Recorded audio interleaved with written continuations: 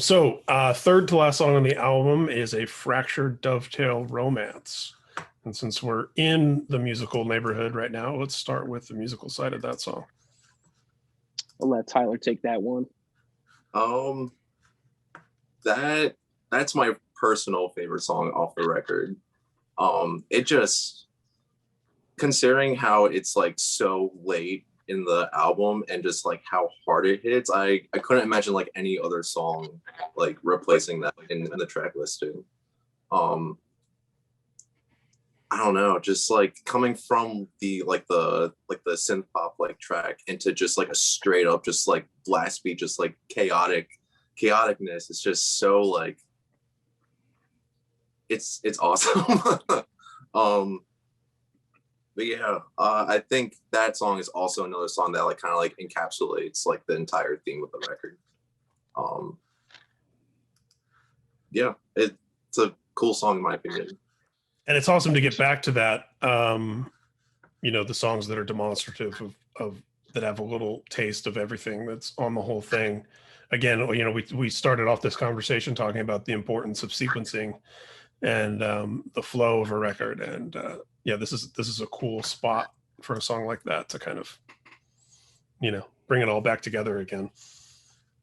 It's nice because, you go from the electronic track where it's very steady pacing. And as I said, when I was writing it, visualizing it going through like a tunnel with tons of flashing lights at a steady pace. And then it comes into this song where it's like you reach the end of the tunnel and it's a car crash. It's an explosion and it's chaos. Yeah.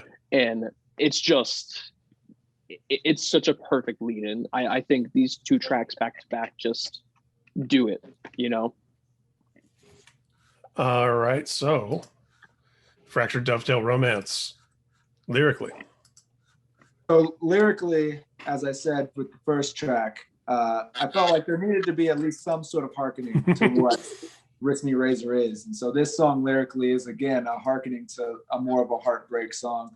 And I felt like the instrumental kind of led it there. I wanted to not write the heartbreak songs and put them in places where they didn't belong, but just let it unfold naturally. And I felt like this song unfolded in this really dark, gritty, but real and emotional way that it works with the kind of heartbreak element without being too forced or feeling too unnatural, because it's not pretty. And I think that's what makes this track so interesting, is because it's not a pretty song. It's not supposed to be pretty.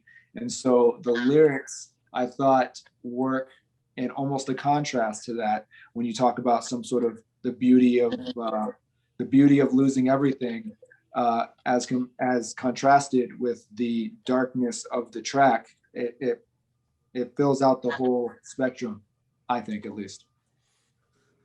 Very nice. And again, I like where it's placed on the record, knowing that even about the lyrics as it relates to our distress Entwined.